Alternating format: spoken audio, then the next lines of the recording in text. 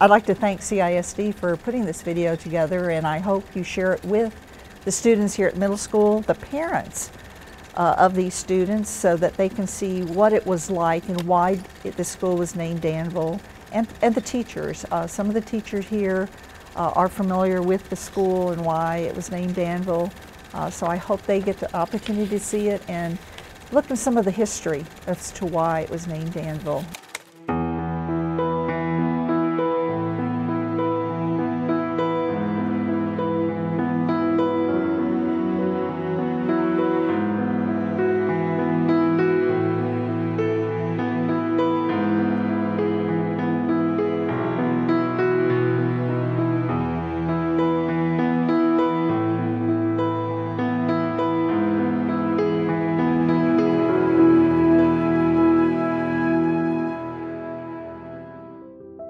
Originally, this building, Danville, was a one-room schoolhouse right down the road from the old Comal Elementary School and close to the new location of Danville Middle School.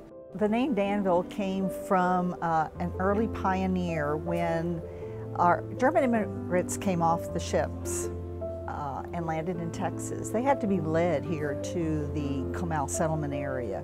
And one of the leaders who later became known as a Texas Ranger, his name was Daniel Murchison. And he helped lead the settlers to New Braunfels who came to the Comal area. They started their agricultural business, but they also decided they were going to build a school. It was part of the agreement, as I understand it. So the community, or the village, these were called villages back then, used his first name, Daniel, Dan, and used the word Ville out of village, so thus became Danville School.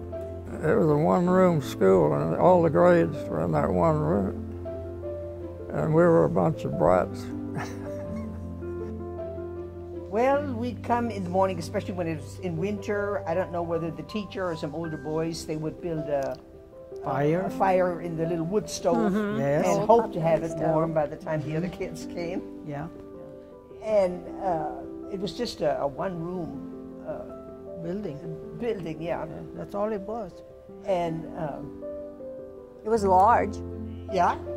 And I think, if I remember, when we sat in the desks were in rows, and it was according to the classes. Yes, I think so Yes, too. because like in my grade, there were only maybe like 3 kids, and you know, we didn't need a lot of room. And I believe we had desks where there were 2 kids sitting in a desk, right? At least at one time we did. They were, you know, wide desks. In elementary. And you were always hoping to have a good kid next to you. Yeah, we played football with no shoes on. And we'd play all these different schools, and I had an old Model T truck, we did, on the farm. And we'd load the kids in the back, and I was the driver, and I was 14, 15 years old.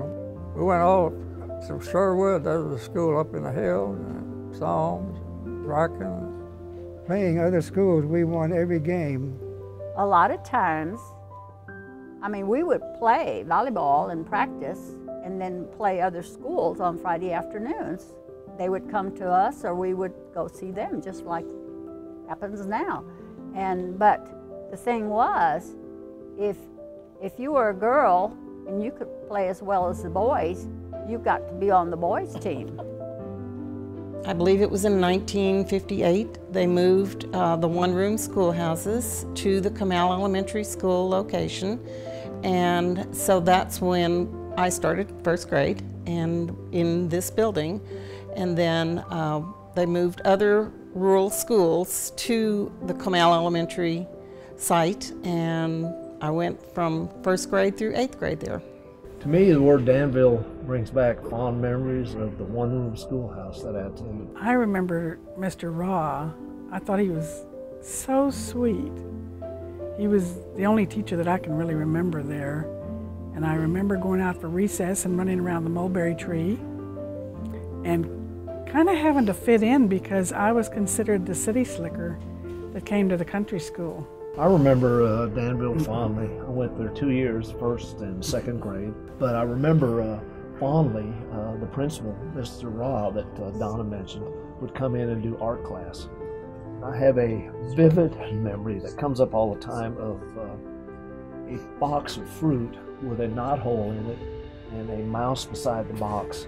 And the box was full of fruit, and our assignment when the teacher moved down to the other classes, the higher classes, was to draw that box.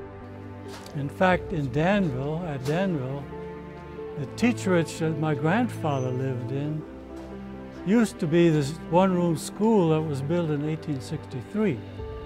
And so, interestingly enough, I was in that old teacherage when my dad had his final school closing program, which was in years later, because my dad taught there at Danville from 1954 to 1958. And so it was in '58 when the school closed, and the community, Comal Community School was established, and so he then taught for another 3 years there.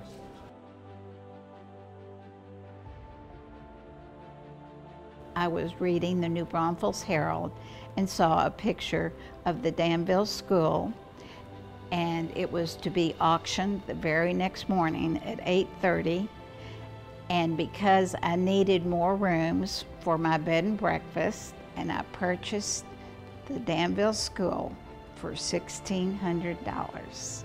The school's history is going to precede to the new school, I'm sure, with the pride and justice that it needs. The word Danville also brings back memories of my forefathers, the ancestry that settled the Comal settlement and started our education foundation. You know, without that school being built, I believe in the mid-1850s, there would not have been education. And so I'm real proud they named this school Danville, and they're continuing the education that began many years ago. There's just so much difference between Comal Elementary School and what all we could do at that time growing up compared to what the students of Danville Middle School will be able to. Technology is such a big piece of their life, and I'm proud to say that I'll have a granddaughter going there in a couple of years, and a grandson down the road, because he's just turning 1. So it means a lot to me that they'll be going to a school that I was part of and just enjoyed growing up in that area.